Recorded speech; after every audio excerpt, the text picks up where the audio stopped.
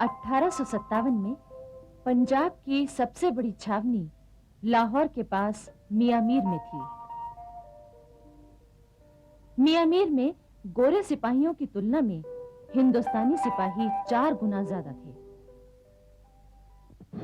अंग्रेजों के खिलाफ क्रांति के प्रचारकों ने क्रांति की चिंगारियां पेशावर, लाहौर, अमृतसर, जालंधर, फिल्लौर, फिरोजपुर आदि सभी स्थानों में पहुंचा दी थी। पंजाब के हिंदुस्तानी सिपाहियों की योजना ये थी कि सबसे पहले मियां मीर के सिपाही लाहौर के किले पर चढ़ाई करेंगे। इसके बाद पेशावर, अमृतसर, फिल्लौर और जालंधर की पलटनें एक साथ क्रांति आरंभ कर देंगी। मियां मीर में रॉबर्ट मॉन्टगोमरी अंग्रेज सेनापति था। वो बहुत चतुर और चालाक था। उसे जैसे ही मेरठ और दिल्ली की घटनाओं की जानकारी मिली, वो तुरंत सावधान हो गया। तभी उसके एक गुप्तचर ने खबर दी कि मियां मीर के हिंदुस्तानी सिपाही भी क्रांति करने वाले हैं। 13 मई 1857 को मियां मीर के परेड मैदान में मॉन्टगोमरी ने 1000 हिंदुस्तानी सिपाहियों को बुलाया। इसके तुरंत बाद तोपखाने सहित गोरे सैनिकों का दल आ गया और उसने हिंदुस्तानी सिपाहियों के दल को घेर लिया। मॉन्टगोमरी ने हिंदुस्तानी सिपाहियों को आदेश दिया कि वो अपने अपने हथियार नीचे रख दें। अंग्रेजों की सेना और तोपखाने से घिरे हिंदुस्तानी सिपाहियों ने मजबूर होकर हथियार रख दिए और चुपचाप अपनी बैरकों में चले गए। लाहौर के किले में मौजूद हिंदुस्तानी सिपाहियों से हथियार रखवाने के लिए एक गोरी पलटन भेजी गई। उसने वहां के सिपाहियों से हथियार रखवाकर किले के बाहर बैरकों में भेज दिया। उधर पेशावर में 24, 27, 51 नंबर की पैदल और 5 नंबर की सवार पलटनें 22 मई 1857 को क्रांति का बिगुल फूंकने को तैयार थीं।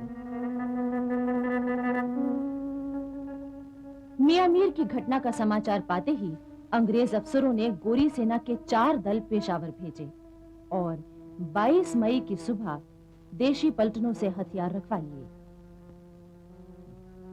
22 मई की शाम अंग्रेज सैनिक सावधान थे कि कहीं छावनी या नगर में विद्रोह न हो जाए। किंतु उसी रात कुछ निहत्थे हिंदुस्तानी सिपाही नगर की ओर जा रहे थे। उन्हें अंग्रेज सिपाहियों ने पकड़ लिया। उसी रात 14 हिंदुस्तानी सिपाहियों को फांसी पर लटका दिया गया ताकि बाकी सिपाही उनसे सबक लें। बैरकों के बाहर तोपें लगा दी गईं। कोई भी हिंदुस्तानी सिपाही बाहर नहीं निकल सकता था। जिसने हिम्मत की उसे तोप के मुंह से बांधकर उड़ा दिया गया। पेशावर के पास होती मैदान में 55 नंबर पैदल पलटन थी। इसके सेनापति कर्नल स्पैटिश वुड को भरोसा था कि उसकी पलटन विद्रोह नहीं करेगी, किंतु पंजाब के अंग्रेज अफसरों ने उन पर दबाव डाला कि पलटन से हथियार रखवा लिए जाएं। इस पर दुखी होकर कर्नल स्पैटिश वुड ने आत्महत्या कर ली। होती मर्दान की 55 नंबर पैदल पलटन से हथियार रखवाने के लिए पेशावर से अंग्रेजों की सेना आई। 55 नंबर पैदल पलटन किले से भाग निकली। अंग्रेजों की सेना भारी संख्या में थी। उन्होंने कोई 150 हिंदुस्तानी सिपाहियों को मार डाला।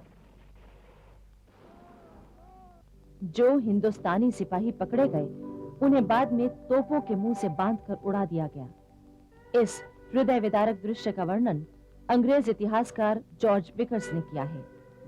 एक चौरस मैदान के 3 ओर फौज खड़ी थी और चौथी ओर 10 तोपें थीं। पहले 10 हिंदुस्तानी सिपाहियों को लाकर तोपों के मुंह से बांधा गया और फिर तोप खाने के अफसर ने अपनी तलवार हिलाई। एक साथ 10 तोपों की गरज सुनाई दी और धुएं के साथ सिपाहियों के हाथ, पांव, सिर चारों ओर उड़ते हुए दिखाई दिए। ये दृश्य 4 बार दोहराया गया। फिरोजपुर में कंपनी सरकार के गोला बारूद के बहुत बड़े भंडार की रखवाली हिंदुस्तानी सिपाही करते थे। उन सिपाहियों के इरादे जानने के लिए अंग्रेजों ने उन्हें परेड पर बुलाया।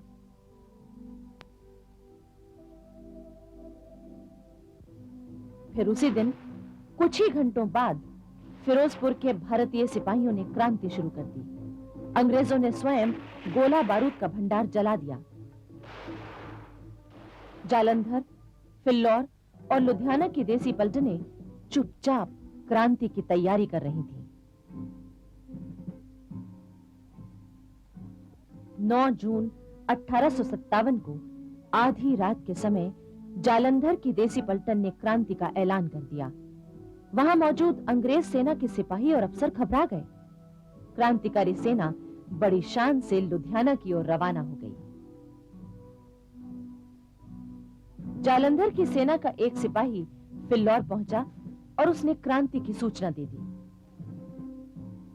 और वो आकर जालंधर की क्रांतिकारी सेना से मिल गई। अब दोनों सेनाएं लुधियाना की ओर बढ़ीं। लुधियाना के अंग्रेज अफसरों ने सतलज पर बना कश्तियों का पुल तोड़ दिया। क्रांतिकारी सेना ने रात के समय उस पुल से कोई 3 किलोमीटर दूर से सतलज को पार करना चाहा, लेकिन पीछे से अंग्रेजी सेना ने हमला कर दिया। घमासान युद्ध हुआ। अंत में क्रांतिकारी सेना विजयी हुई।